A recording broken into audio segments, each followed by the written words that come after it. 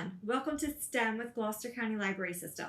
I'm Miss Heather and I work at the Logan branch, and today I'm going to be showing you how to make homemade applesauce. Before we begin, I thought I would show you a few different varieties of apples. You might be familiar with some of these. This one here, this green apple, this is a Granny Smith apple. This one over here is a ginger gold. It's more of a yellow color. And right here in front, we have a nice red delicious apple. So the first thing you want to do when deciding to make your applesauce is choosing what apples you would like to use. So today we are going to be using Macintosh apples, and that's because I had a bunch of those left over. We usually buy apples by the bag this time of year. So this right here, this is a Macintosh apple. You can see they're smaller, but they have, at my house, we enjoy the taste of them. So that's why we're going to use those. And what we're going to do is you'll want to make sure your apples are washed, and I've already washed those. And then we're going to start cutting them. So my kids are 9 and 7, and they've been helping me the last couple years do this. So what we do is I take an apple cutter and slice it, because my apple cutter is old, so it's a little hard to use. And then once you've got it there, they can pick off the apple slices and start cutting them into smaller pieces. So you can use a regular kitchen butter knife to cut the skin off. If you get a little bit of skin in there, that's okay. We don't mind that. And then once you've got the skin off, so even if your kids can't do that, or if you don't want them to use a sharp knife, once you've got all the skin off, the apples are very soft and easy to cut with just a regular butter knife. So Sloan's off to the side. She's going to continue cutting the apples for me.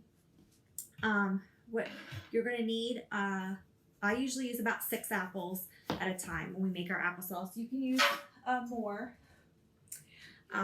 Once you have your apples all cut, you're going to put them in a pot.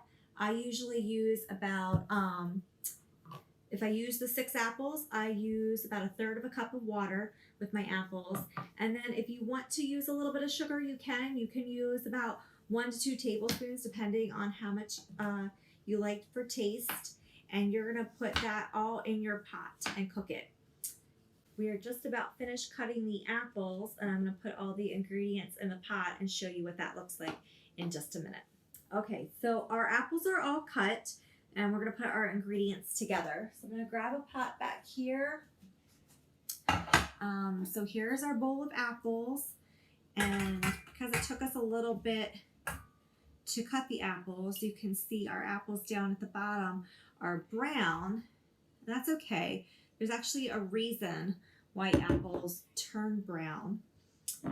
Okay, I'm gonna add my water next. And the water, just is at the bottom. And I'm gonna go ahead and just add a little bit of the sugar. It wasn't even quite a tablespoon. We like cinnamon in ours. I'm actually gonna add the cinnamon last. So if you want cinnamon in there, you can do that. I'm gonna go ahead and put this on the stove and let it start cooking down.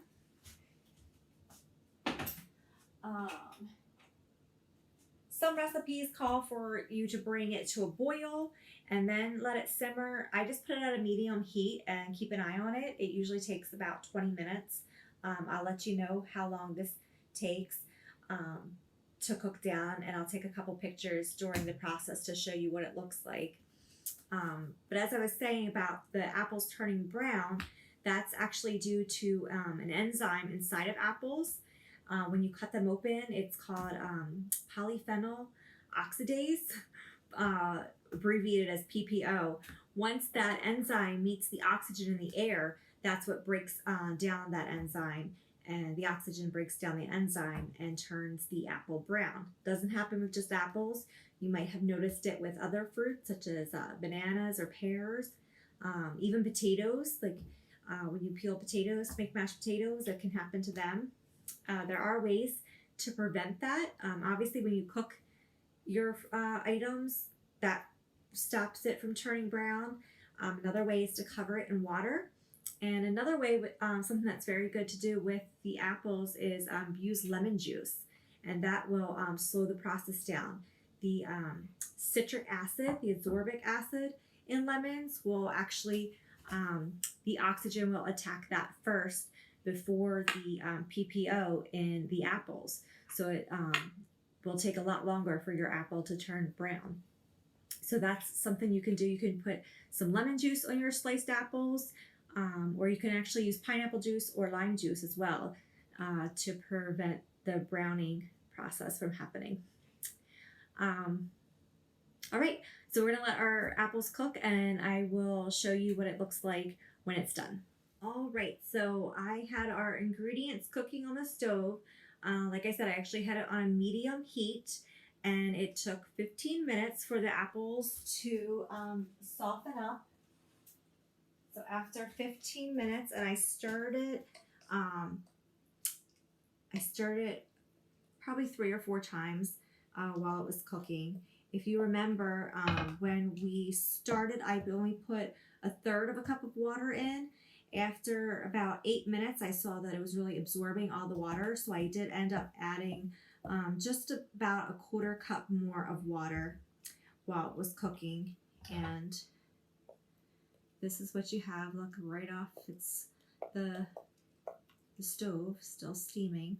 So it's really hot, but they're super soft. And you can just, I'm just using a wooden spoon and stirring it around. And then this would be, you can serve it warm. I prefer to eat my applesauce warm like this when we cook it. I feel like it's like a little nice warm dessert. And I also like it because it's nice and chunky. If you like really smooth applesauce, if you have an immersion blender, you can mix it up, or even like a little hand mixer. But I mean, the longer you cook it, you can see that it's really easy to get any lumps out of it. It's, you know, like I said, I prefer it a little chunky. And if you want some cinnamon, you can top it with some cinnamon on top. And there you have it. Nice, easy applesauce. Again, you can try this with different types of apples.